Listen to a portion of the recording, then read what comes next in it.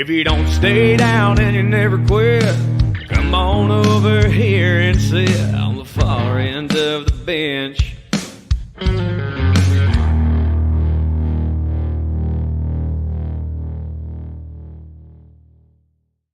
Ooh, ladies and gentlemen, they got to keep searching. They got to keep searching for what are they going to say this time? Because Jimmy, we're I don't know if you saw, ladies and gentlemen, welcome to the Far on the Bench podcast.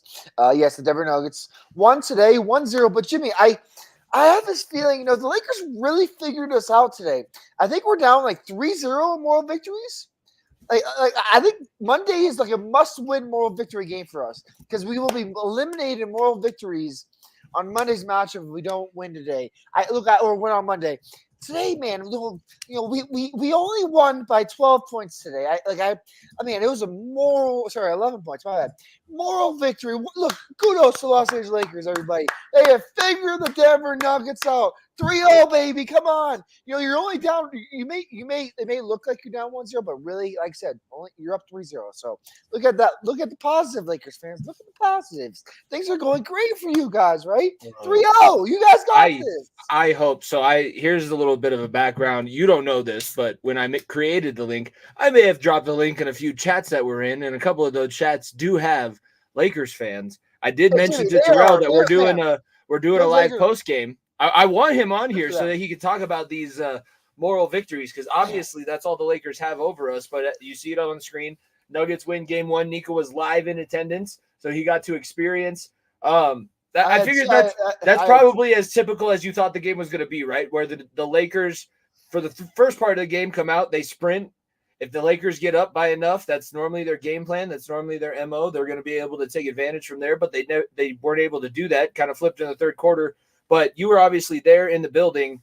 What's the difference? Because you went to plenty of regular season games. Biggest difference that you see from the Nuggets regular season to now postseason? Well, let's put it this way. There's games during the regular season where I'm scrolling through Twitter, I'm scrolling through Instagram, and I'm having a conversation with people around me. That's how the regular season happens. You make conversations with people around you, get to know people, all that kind of stuff. Playoff game, you are looking dialed in to every single play of the whole game. And unfortunately, the two people that sit behind us usually sold their tickets, and they were two Lakers fans. And I didn't catch the guy's name. The guy was nice. I won't give him that. But he had a comment for every little thing. I was losing my mind. He was like, yo, move your feet, AD. Get that 3. Oh, D'Lo, that's your shot. Bang, bang. Every shot, every 3 that goes up, bang, bang. And he did that for 9 D'Angelo Russell 3s, and only one of them went in. So very, very funny. Maybe he needs to get some more practice shots up post game and get on the floor and get some practice shots up. Maybe that'll help him. You know who D'Angelo Russell reminded me a little bit of today? J.R. Smith from when LeBron was in the finals with the Cavs. Every time that he jacked up one of those 3s, I just hit picturing that LeBron meme where he's just standing there like, why? Just stop. You know who needs the ball right now. It's not you. It's not you taking 3s. It's Anthony Davis. It's LeBron James. Those are 2 people who need the ball. Austin Reeves, maybe. He's like the tertiary guy that you give the ball to. But if it's D'Angelo Russell jacking up 12 threes a game, Nico, they can take all the moral victories they want. Those moral victories will keep adding up as long as I say that. Like I said, this is not. By the way, this is 9 straight moral victories for Lakers. 9 straight moral victories and 9 straight moral victory losses. I guess is the way to put it for the Nuggets. 9 straight moral losses. That's crazy. They haven't beat us we haven't won a moral victory over them in 450 days now. Crazy. I have no idea how we're ever going to recover from this. It's wild. But going back to the arena, look, in a playoff game, everything gets amplified. You don't look. People don't look weird at you for yelling at referees. Because at one point in the fourth quarter, it was 6-1 on fouls, and my ass was sure as hell reminding the fucking refs.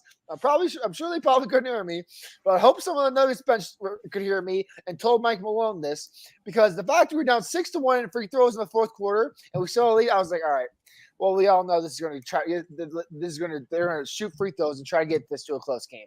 Everyone knows how this goes. I mean, look, during this 9-game, winning streak for the Nuggets, 9-game winning streak for the Lakers, we have shot 70 less free throws than 9 straight victories. They have shot 204 free throws in those nine losses to us. We shot 130 free throws in those 9 losses. Look, we can joke around. Oh, you're playing the Lakers. It's funny. Lakers get the calls, whatever. It's funny. It's funny to watch Lakers fans complain about the referees. It really is. I get a good laugh. I'm like, oh, the team that outshoots every single team in free throws in its history of basketball. They did not have a single game in all 82 games this year where they did not lead the game in free throws attempted. Okay, that's all you needed to know, and I could see it happening. And with every little thing that was going on in the stadium, everybody was amped up to another level. And like I said, if this was like, no offense to the Pelicans, but this was a game against the Pelicans, it doesn't have this animosity. There's none of this. There's no who's your daddy chance. There's no Laker D'Angelo Russell Christian Brown beef. There's none of this. It's the Los Angeles Lakers who haven't beat us in 450 fucking days. A team that, let's not forget, we faced them 7 times in the history of the Denver Nuggets organization. 7 times in the playoffs. We've only beat them once. It was last year. Okay, one time. It's the opposite of Ferris Bueller. Not 9 times. 1 time. Let's not forget. Okay, so the fact that we beat them 9 straight times, and like I said, I hope that we can continue this momentum onto Monday, because the second half was a complete turn of events. And like I said, I'm very, very happy with how the team closed, because like I said, when you come to Mile High City, you have to play 4 quarters. They were up by 12 at one point in the second quarter, I believe. Maybe it was the end of the second quarter. And LeBron, and then we made a run at the end of the second, got down to a 3-point lead with LeBron 3 at the end. And if you're able to weather the storm, their biggest punch, because that was a big punch they threw, right? They were getting everything going. D'Angelo Russell was getting shots. AD was cooking. LeBron was cooking. You can't do that for 4 quarters at 5,280 feet. I don't know if they'd be able to do that at their home. I mean, I know that they're going to be tough to beat at home. They're going to be tougher to beat at home. I don't know if this game gives you a different feel on. I know we didn't add how many games in the series into our picks, but we did both pick the Nuggets, and I don't think that it's going to be – the games will be high energy. That's going to be the biggest difficulty with all of these. You don't want to blow all of your energy in the first round of the playoffs. I think that some of the stuff that I've seen already from Michael Malone and the guys, I feel pretty confident that that's not going to be the case. I don't know if you saw or heard – I'm sure that you knew about, but the defensive player of the game goes to KCP for the first game of the playoffs. But they're in a world where – everybody needs to score 160 points. OKC hasn't played yet, but they play tomorrow, so we'll see. In a world where you need to score 160 points, Michael Malone is slowing everything down, talking about defense. The Nuggets held the Lakers to 103. Last year, when in that sweep, there were a couple times where you held the Lakers to under 100 points. You had 2 guys score over 25 in the opposing team. That's damn good work. In the NBA level today, that's damn good defensive work from top to bottom. So, yes, there's a defensive player of the game. They're doing it the right way. And I was just listening to Michael Malone on one of the other shows that I enjoy and I frequently listen to. And that's what he's talking about. Like, they went younger and developed, which is something that you don't normally do in a championship window. They're doing it a different way.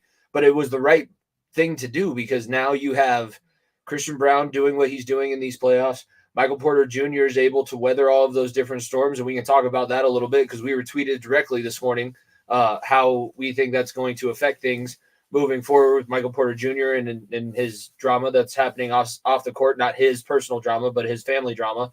Peyton Watson and company, like the youth movement, like, and this will tie into what Mike and how Michael Porter Jr. is doing everything. This locker room is the best locker room in basketball.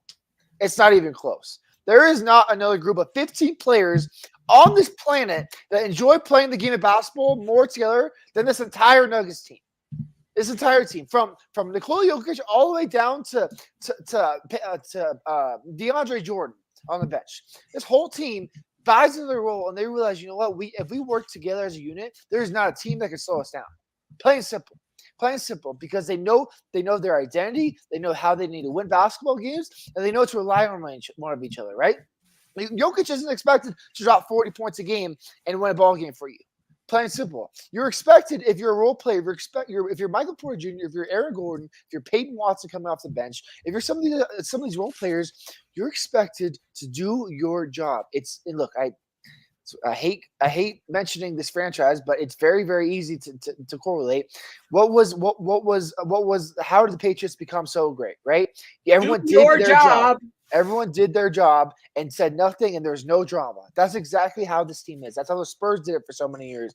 You knew when it came to clutch time, the ball was going to be in 15 in playoff Murray's hands, and everything's going to go right. And if they miss a shot, if they get double teamed, you're expected to step up. And that's what these role players have done it perfectly.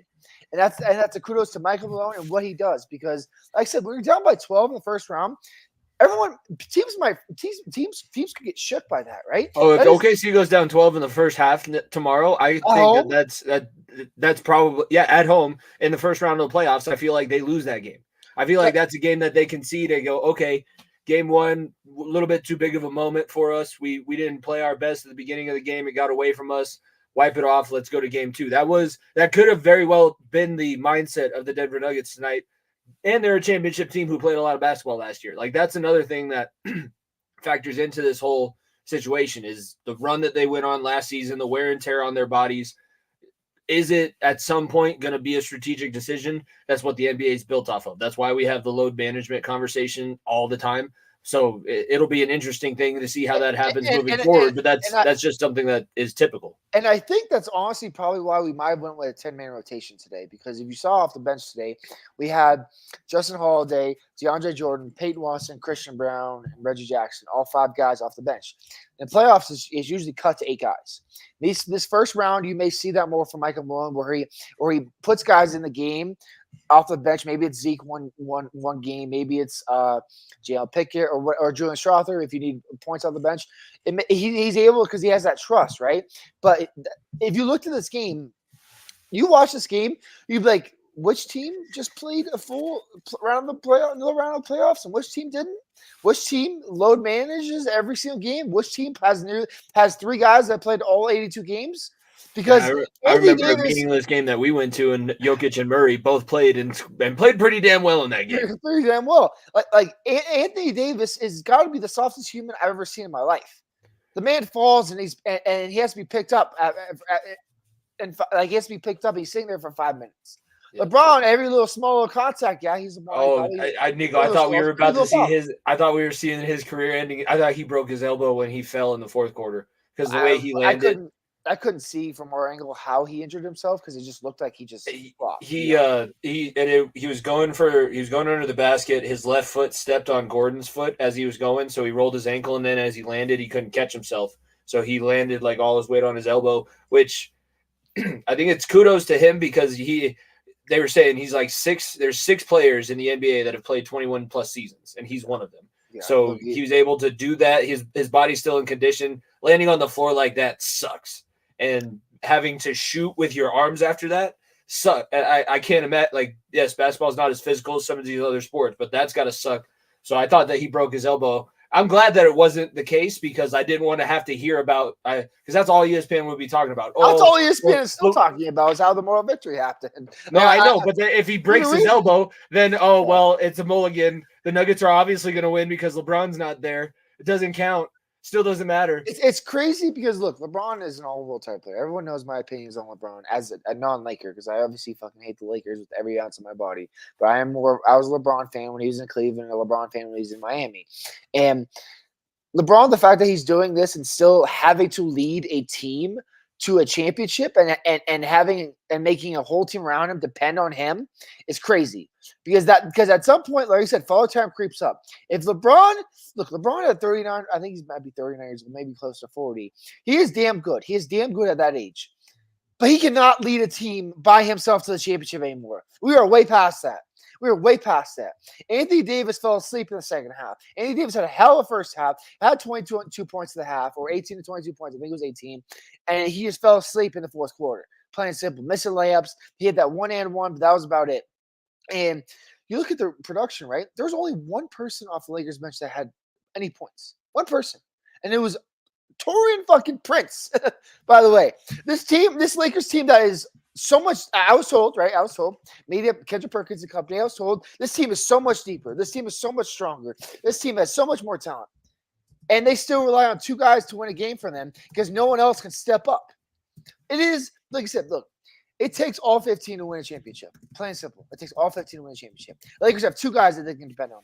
Austin Reeves had 6 points going into the final 5 minutes of the fourth quarter. That is your third best player, I was told, paid-wise. That was your third best player. D'Angelo Russell already spoke about him. He was the comeback kid, right? He is the man now. He is the best point guard the team has had in a while. 1 for 9 from 3. We're begging him to shooting it. At risk of getting us taken off YouTube again, I want to put in the Along Came Polly rain dance every time that he hooks up a 3. As a fan base, we started cheering when D'Angelo Russell had the ball because we knew he was going to shoot up dumb shots.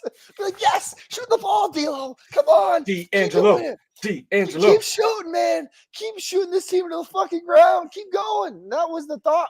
And look, like I said, there's not a team in basketball that stays the pace of their own pace better than the Denver Nuggets. Plain and simple. It doesn't matter what happens to the flow of a game. There's one consistent when the Denver Nuggets play basketball. They consistently get back to what they know.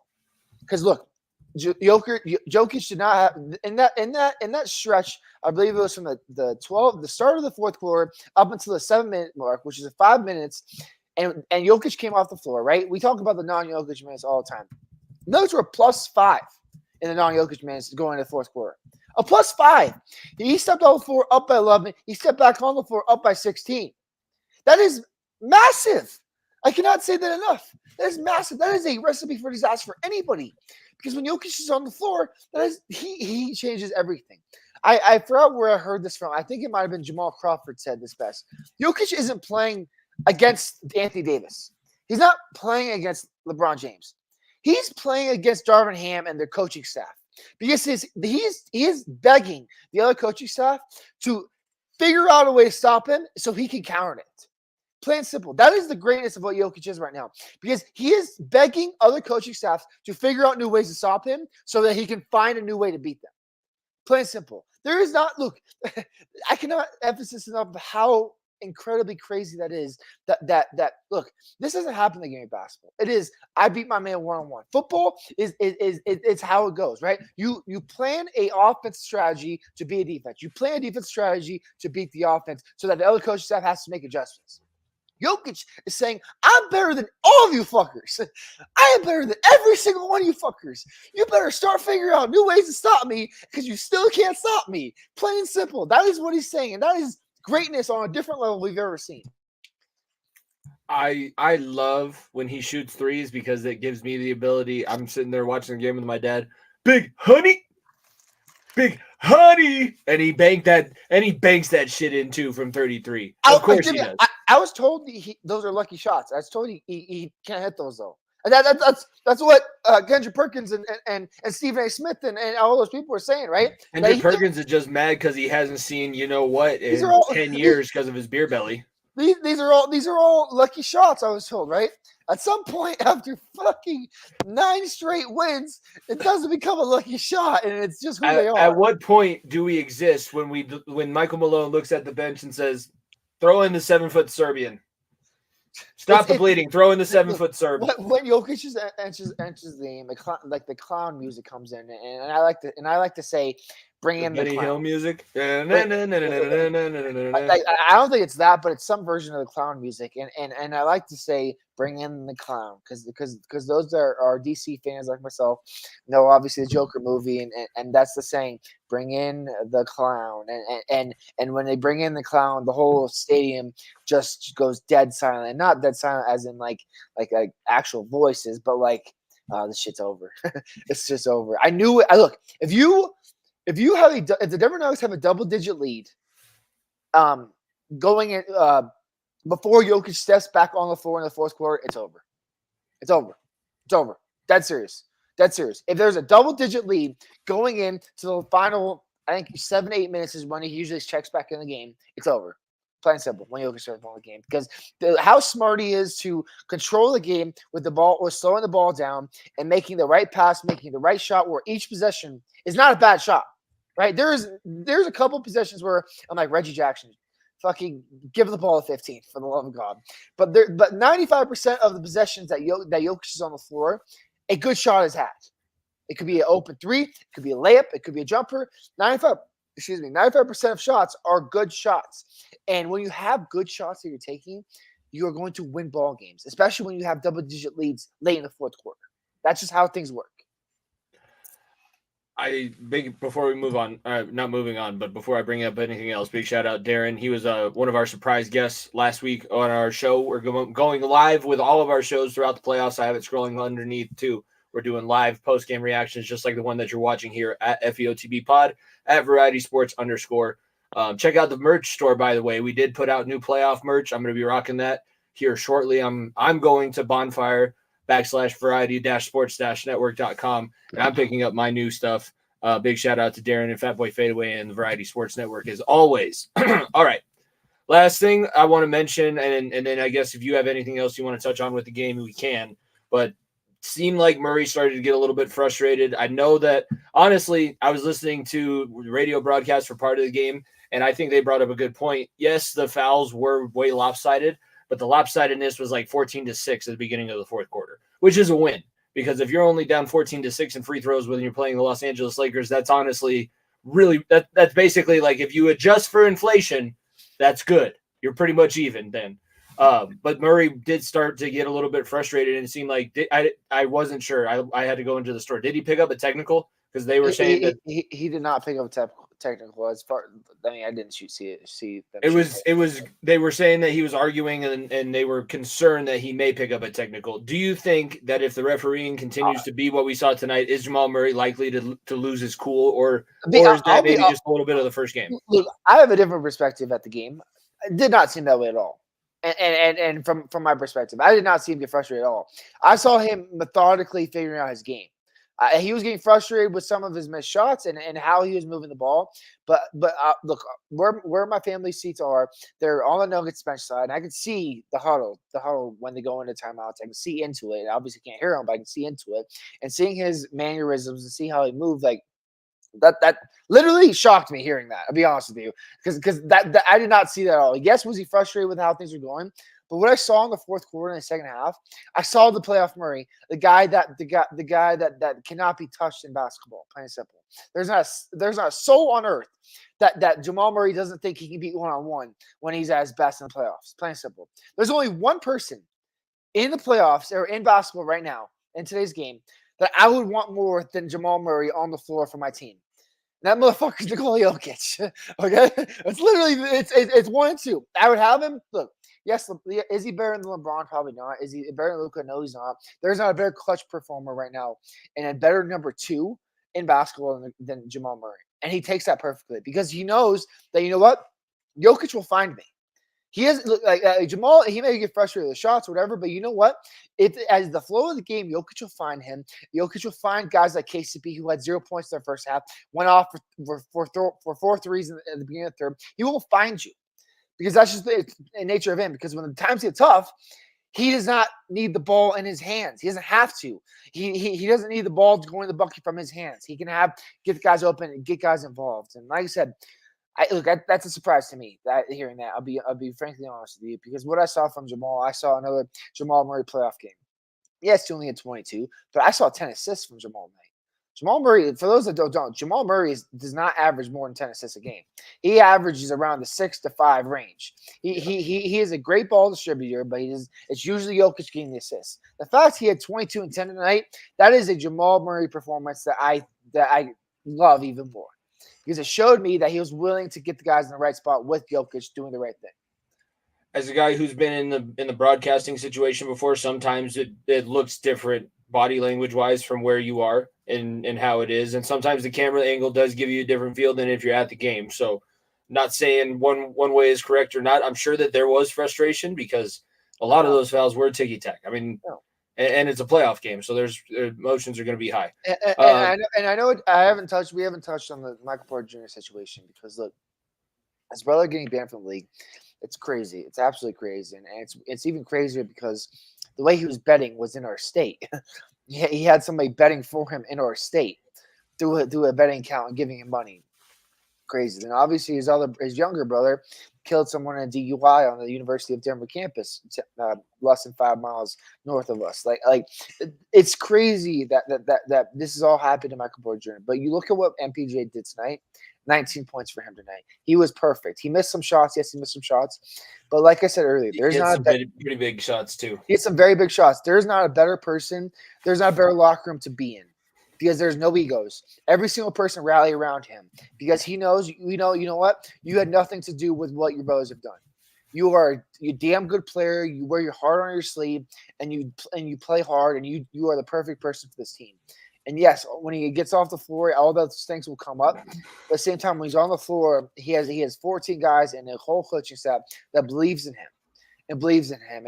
And like I said, I wish that his brothers had people that believed in him in the same way. Maybe they'd be in a better situation. But like I said, Michael Porter Jr., the way he responded today, I think was absolutely wonderful and absolutely massive for the boost going into the rest of the playoffs because it showed to me that this is not going to be a distraction.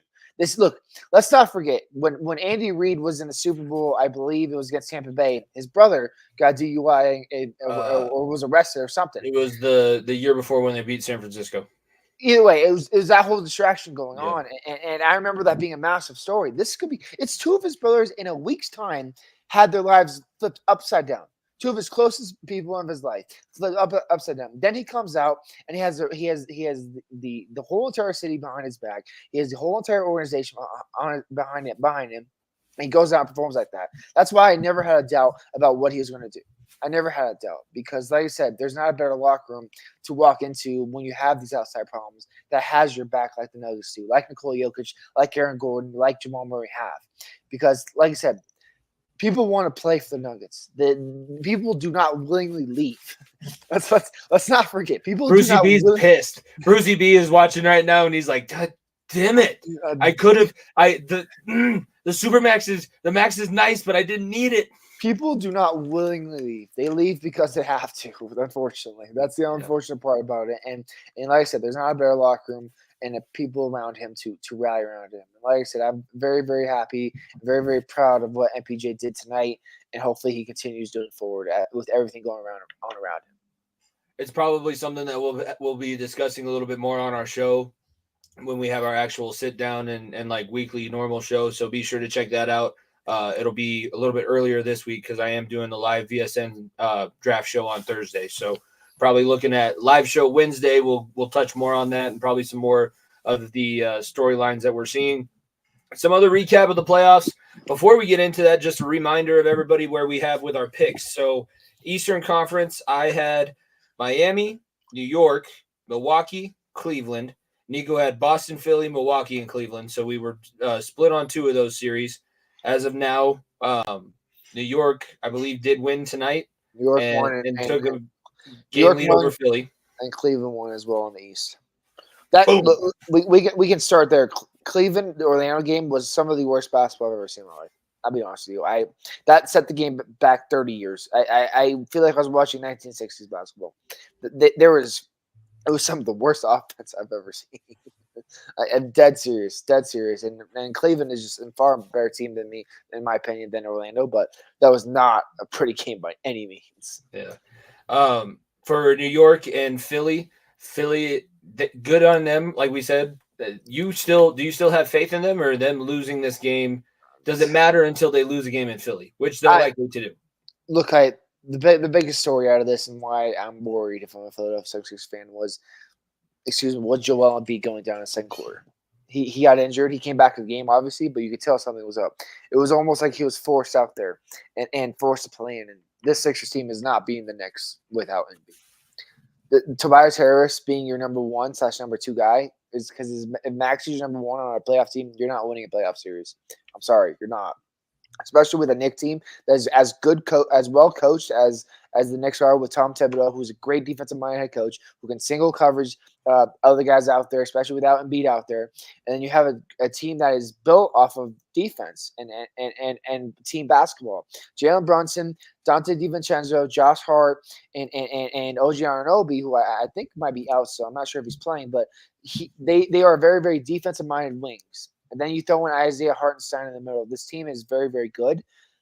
like I said, they're a good team. And Philadelphia has good players. It's a good team versus good players. And as we're seeing in the Nuggets series, the good team is going to win. and with the Sixers, like if Embiid is anywhere banged up, this series is done in 4 or 5.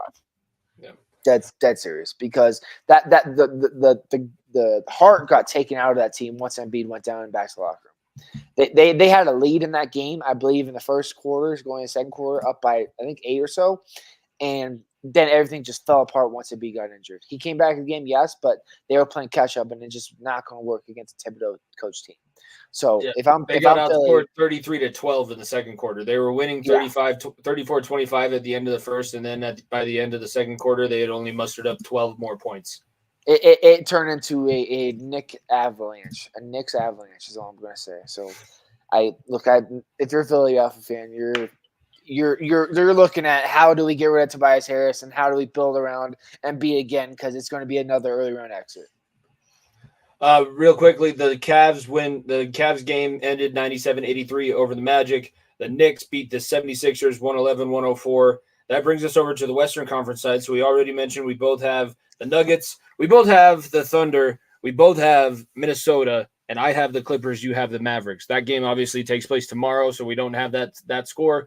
But I would say a statement has been made out in Minnesota. Anthony Edwards, not afraid to poke the bear, I guess you can call it. You can't really call him a bear because he's so damn skinny. Well, poke the slender man because he's slamming down dunks at the end of the game. They're trying to get in Phoenix's head. I don't know if that's a good strategy, if that's a bad strategy.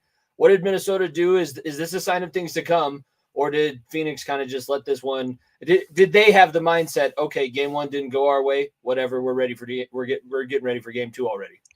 I mean, look, this Suns team is in trouble. I said it leading into the series.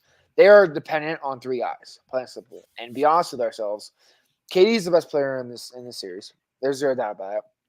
I think that they have the 4th and 5th, or maybe the 5th and 6th, because I put Anthony Edwards ahead of Devin Booker and Bradley Beal right now. I put Rudy Gobert and his impact on the floor above those 2 right now. And frankly, Karl-Anthony Towns has a conversation too to be more effective than Bradley Beal right now, because the Suns, like I said, this is a Kevin Durant series, plain and simple. You have Karl-Anthony Towns guarding you, Kevin Durant. You have Karl-Anthony Towns guarding you. He is not faster than you. He is tall, but you're 7 foot wingspan or 10 foot wingspan and 7 foot tall. You should be able to shoot over him very easily. This is a series that KD has to take over. And if you're a role player for the Suns, you better figure it out, because Nurkic had a tough game, especially that third quarter going to the fourth quarter. The Timberwolves just poured it on. And I hate to say it, Timberwolves have as big of a killer as the Suns do. Because right now, KD is an all-world player, plain and simple. But I cannot underestimate how much of a killer Anthony Edwards is. And when you have a killer that can match another killer on the other end, and you have role players that are willing to step up, unlike the Phoenix Suns, it's going to be a long series for the Suns. That's all I'm going to say. It's going to be a long series because the way they punked them in the second half and beat them by 20, man, that is not anything to be happy about if you're a Suns fan. It's not anything to be happy about. 120-95 is the final score there. And that'll bring us to the end of kind of day 1, day 2. Looking to be exciting. Heat and Celtics will kick things off early in the morning, and then Mavericks Clippers right after. Later on in the afternoon, we'll have Pacers Bucks, Pelicans Thunder. We'll probably mention those games when we're on talking about the I guess some of those games might not even be over. We'll mention the early games at least when we're on talking about the Avalanche following their game tomorrow. Speaking of the Avalanche, now let's do some producer magic. So if you're watching live, are you ready? In 3, 2, 1. Oh, there we go. And it's on the ice. Ooh, we're on the ice. Here we go. I don't have the logo in there, so the logo will stay the same. We're talking a little bit of Avalanche Winnipeg preview. Game starts tomorrow at 5 p.m. Mountain Standard Time. We will be on after the game, be a little bit quicker afterwards because Nico is. You're not attending tomorrow. No, I will not be. You're not flying up to Manitoba. You didn't. No, I do not have a flight to Winnipeg. Didn't want to put that stamp in your passport. All right, that makes sense there. They are the third game, but at least they're I guess it's a good thing about being the lower seed in the West is that we don't have to wait for the very last game of the day now. We get the earlier slot, which is nice. Winnipeg, we mentioned it on our show on Thursday. I am very nervous. I'm hopeful because the coincidence is there. The coincidences are there. DU winning the national championship, backing into the playoffs the way that you did. The differences are Darcy Kemper, even though he was not an all-world goaltender that season, wasn't giving up five goals on average.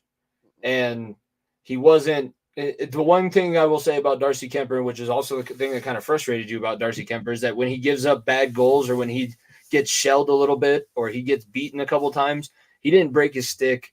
He didn't turn around and start cursing himself out, cursing his defense out.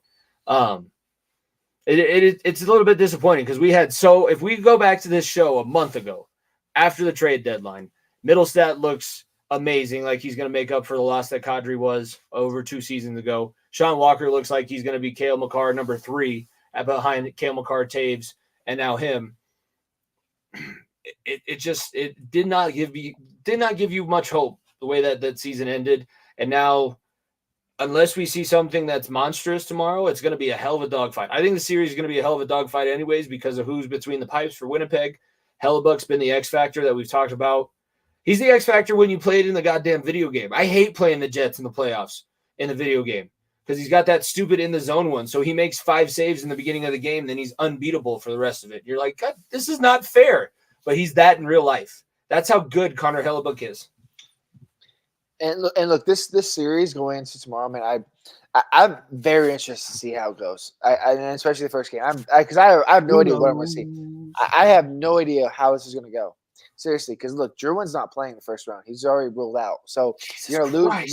You're gonna lose one. You already lost one of your top 6.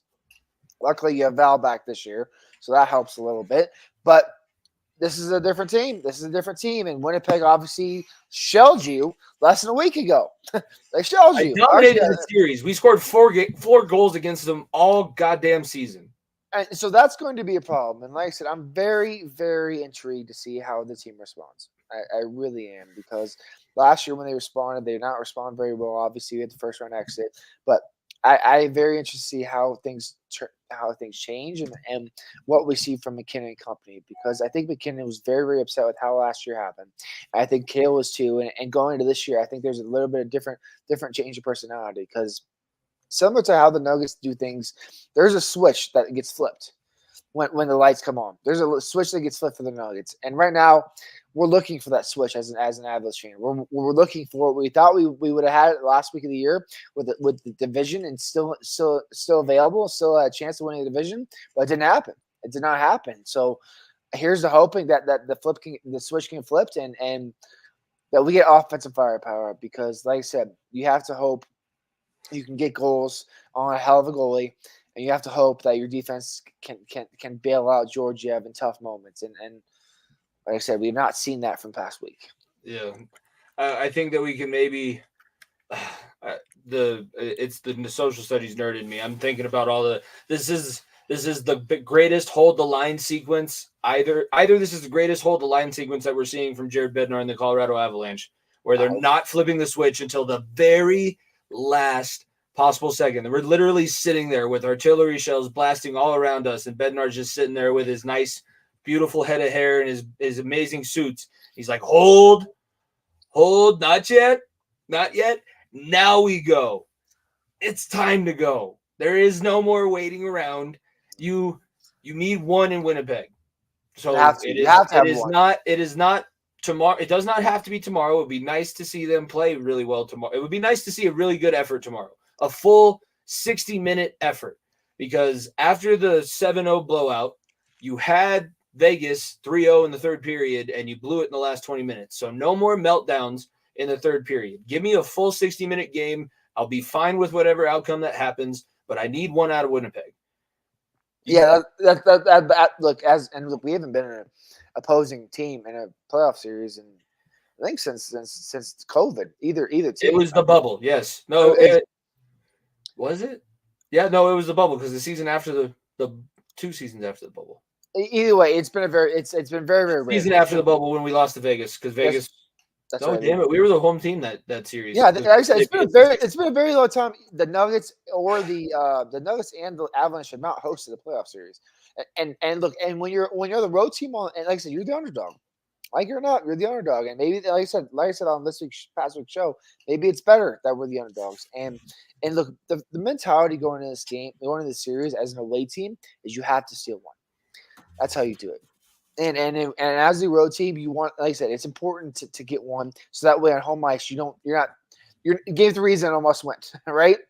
So you relieve the pressure of coming home, so that way you can play your game when you come home and get the momentum of the fans. Because you play with that pressure, game 3 down 2-0, you're in trouble. You're in trouble, especially against a good goaltender. So, like you said, Jimmy, winning one game on the road is massive. Obviously, it'd be nice to win 2. That's greedy. That's greedy. It's being very greedy. That's greedy, but I really want to be greedy. I would rather be greedy. I wish we could be greedy with them. It was so much nicer 2 seasons ago. There's one team in the playoffs that we can't be greedy with, unfortunately, and it's not the Avs, which is the sad part. But we can only have some nice things. But with this game 1, like I said, playing your style of hockey, getting guys to playing up to speed of what Kale and what Mac expect of the teammates is very, very important, because you set that tone early in the playoffs, especially game 1. It's going to set you up for success, even if you don't win. Because if you lose the first game badly, 7-0, I don't know the statistics off the top of my head. I don't think a team has ever lost by more than 3 goals the first game of the playoffs and won the Stanley Cup. I maybe a long time ago. Not the first game of the playoffs. I'm thinking of like it honestly. It's just going to be so different, because this is going to be a true playoff run. We didn't experience a true playoff run 2 years ago because we got to show up and just know that we were going to win and get 2 sweeps out of that playoff run. But like you're going to have to show up some days, and you're going to have to get lucky, and you're going to have to hope that the other team isn't lucky. I'm not looking forward to it. And guess what? Carly's coming over tomorrow, and she's going to experience her first playoff Avalanche game. Oh God! Welcome to the Thunderdome. Welcome to the Thunderdome, baby. I'm just going to be sitting there with these headphones on and with my phone just in the corner, like. You still like me, right? You still like me. You still like me. You still like me, right? I'm not crazy. You still like me. I promise you. Look, I said this either last year or the year before. When I go to playoff games, I look, this is not misogynist. Let me be very, very clear when I say this. I do not bring a girl. I really don't. Because the shit I yell, how angry I get, and the things that come out of my mouth, I do not want known to the public. Okay, I haven't been able to watch an Avalanche game in public, and I think I watched one Avalanche game in public in the last 4 years. It's very that's per my family. I like watching games, Nuggets game on road game, especially in the public. But I more like it watching with my family, because I can yell and my parents don't look at me like I'm fucking psycho. I guess I'm a psycho. So that's all I'm gonna say. So who's like a psycho? I just am a psycho. We both really are, and that's why we do this shit. I just am. I just are one. I just fully embrace it. I'm gonna draw on your face when you fall asleep. I don't know what. I just like chaos. I just want to watch the world burn. By the way, big shout out to the Mac Dog, 140-point season, new MVP, franchise record holder. Yes, MVP. That's one of the shirts. If he's not, it's gonna be very, very, very surprising. Kucherov, hell of a year. He is not as valuable. Nico, they're gonna do everything they can to give it to him. They're gonna do everything. If McKinnon retires without an MVP, it's absolutely blasphemous. That's all I'm gonna say. He has been a top 3 player in hockey the last 8 years. I would say Is the voting over for that? By the way, I know. Yeah, I'm pretty sure they cut off because they don't. I was gonna say they can't add it into the playoffs, but I was gonna say if you did, or maybe like the first round of the playoffs, there would be a head-to-head. Because that's basically what they've been doing. One guy takes the lead in points. The other guy hasn't played in 2 days, and then the other guy plays, and then he takes the lead back. But I don't know. There's ways you can slice it both ways. After the award, here's what we need to do, and it's going to just take me reaching out. We have to get on with the We the Thunder guys. We got to do a simulcast on both of our channels. Whoever wins, I feel like I want to get those guys back on, because we haven't talked to them since the final series. But I feel like that would be a good time to get them back on because I want to hear their perspective. We obviously have a very biased opinion. We see him more often than anybody else. Well, illegally, we have to see him more often than anybody else. We can't watch him legally in where we live. I think that we can make a hell of an argument for McKinnon. I'm sure that people can make arguments for Kucherov. I don't believe in any of them because I've seen Nikita Kucherov quit. I've never seen Nathan McKinnon quit. Even when we were just god awful. That was the thing. And look, I don't know. I saw a lot. And McKinnon is not a guy. He's a guy that dumps the pass off to get another guy a hat trick on an empty net. I've seen that this year, literally. And Kucherov is a guy that needs to fucking drill it. He's a selfish Russian. That's a great way to put it. And that's kind of speaking out of school. Not really. That's what everybody in the NHL has said. If you listen to Spit and Chicklets, they both played in the KHL and they played with Russian guys. Evgeny Malkin didn't know who Ryan Whitney was, didn't know his name until 10 years after they played with each other. That's just how self-absorbed, and it's the way they grew up. They grew up in a government ran by the mafia. Russia did that to one of the goaltenders. He was drafted by Philadelphia, was in the U.S., about to make his NHL debut.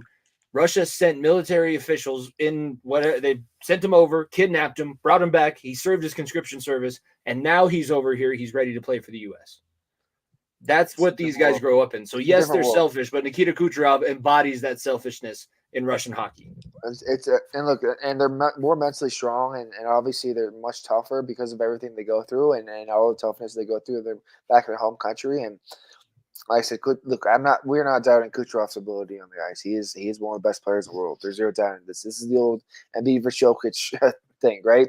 It's like, we think our guy's better. Well, you think your guy's better. And it's really not a right answer, to be honest with ourselves. It really isn't. I mean, Austin Matthews damn near scored 70 goals, and Connor McDavid, I think, finished with 130 assists. And it's crazy because I forgot what the award is. I can't remember the names of the awards, but it's the Hart and the Ted Lindsay two MVPs. No, not the MVP, but the person who gets the most amount of points. Rocket Richard. The Rocket Richard Award. The person who had the 15th most points in the NHL this year would have won the Rocket Richard in 2008. Yeah, I think 2008 was after the lockout. Hockey's so unrecognizable. Like it's crazy how different and how much crazier players are. It's so unrecognizable, and that's why because it gets brought up in the VSN chat every now and then, guys that don't watch hockey as regularly as guys like us. What is Gretzky really the greatest? Because I see all these guys doing this and doing that, and I'm like, yeah. Here's the thing. Still nobody's touching Gretzky's records for basically There's only one record that will be touched. It's because McKinnon almost had one this year, but he got jobbed out of it because of some stupid scoring rule in the NHL being able to score a point in every single home game of the season. And obviously the goal record is probably going to be hit unless Ovechkin just has a terrible year next year and just retires. But the reason why Gretzky is the best is because he was doing this. And he set all these records, and he would literally go out and drink a case of beer with everybody right after the game. He would be at at an Edmonton bar. He'd be at a Los Angeles bar. He'd be out talking hockey, drinking beers with the boys. He wasn't Nathan McKinnon smacking sugar bars. No sugar cubes for you. No. It is really crazy because I can even relate to baseball. I know we don't talk about baseball, but big story about baseball is how weak a guy's arms are and how often Tommy John surgery is. When Babe Ruth and company were still throwing 80 to 90 miles per hour, consistently throwing more pitches, and they didn't have 4 or 5 days in a row. Yeah. Exactly, throwing 4 or 5 days in a row, drinking beers, doing the exact same thing, and they weren't getting injured as much as it is.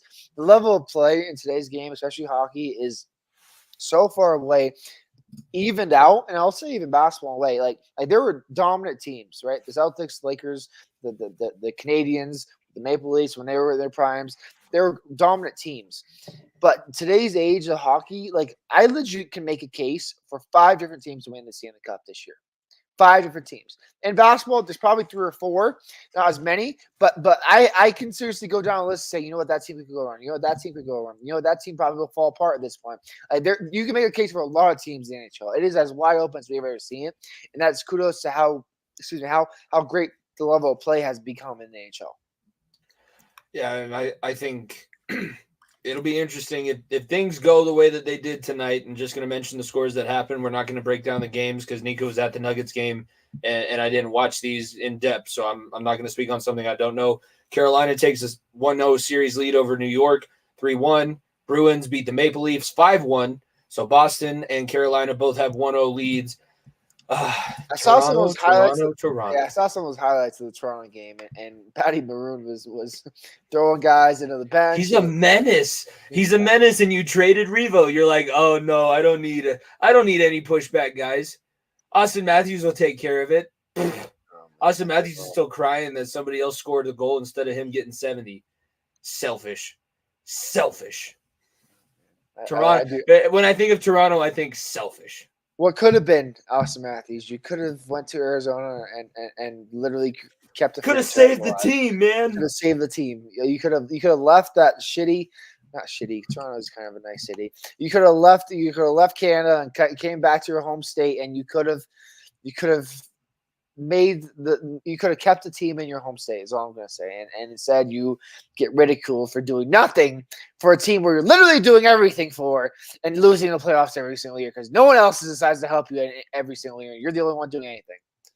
It's the toxic. There's no relationship more toxic than Toronto media and the Maple Leafs. No, there really isn't. It's like every relationship that I feel like I've screwed up in, I just look back at the Toronto media and the team, and I'm like, oh, I'm not that bad. I'm not that bad. I'm not that bad. I don't manipulate anybody that much. I haven't dealt with somebody with that level of anger. Tomorrow's games. Obviously, we mentioned the Avalanche Jets. That's the third game, 5:00, ESPN 2. They are staggering, so we'll be able to watch a couple games at once. 10:30, Lightning and Panthers. Panthers are the heavy favorites to take home Stanley Cup this year. So it'll be interesting. They have to take on their big brothers to the north in order to do so. We'll see if they're able to take care of that. And then Rangers Capitals will be the 1:00 game, and then rounding out the night, the Canucks and the Predators. Canucks are the Canucks paper? We'll see. I've seen a lot of people pick the Predators to win. I've seen a lot of people saying Nashville's the sleeper team.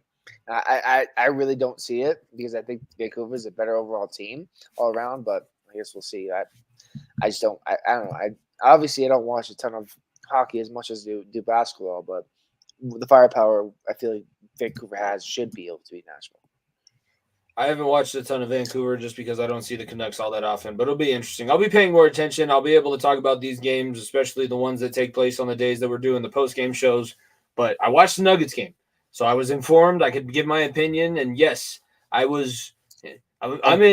full basketball fan right now. And thank you, sports gods, for not making both teams play at the same time. Thank you again. I know they probably do that on purpose, but thank you.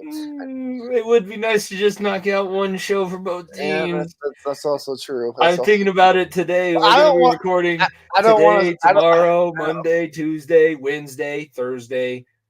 Thursday's the draft show. Friday, Saturday. We sleep in July, and I still. I don't sleep. I don't know what that word. I don't sleep. Foreign language.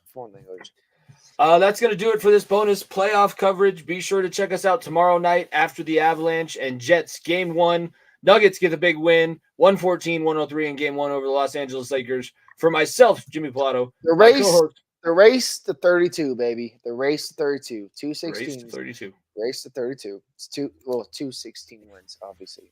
For those that can't do math, 2 teams, 16 wins. Did we get the tweet thread going? Well, I already started. Started. Race to 32. At FEOTB Pod. Subscribe to the YouTube channel at Variety Sports _. Check out the merch store. Get the new playoff merch that's in there. MVP merch that's in there. For myself, Jimmy Pilato, my co-host Nico Bryant. We will see you guys tomorrow after the Avs and Jets. Peace. If you don't stay down and you never quit, come on over here and sit on the far end of the bench.